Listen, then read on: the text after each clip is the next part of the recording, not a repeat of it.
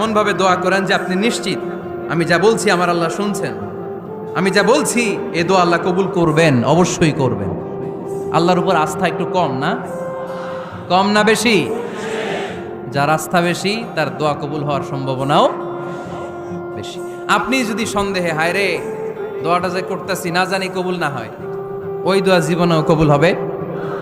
উদু আল্লাহ ওয়া আনতুম মুকিনুনা বিল ইজাবা, এমন ভাবে আল্লাহর কাছে চাও যে তুমি নিশ্চিত কবুল হয়ে যাবে।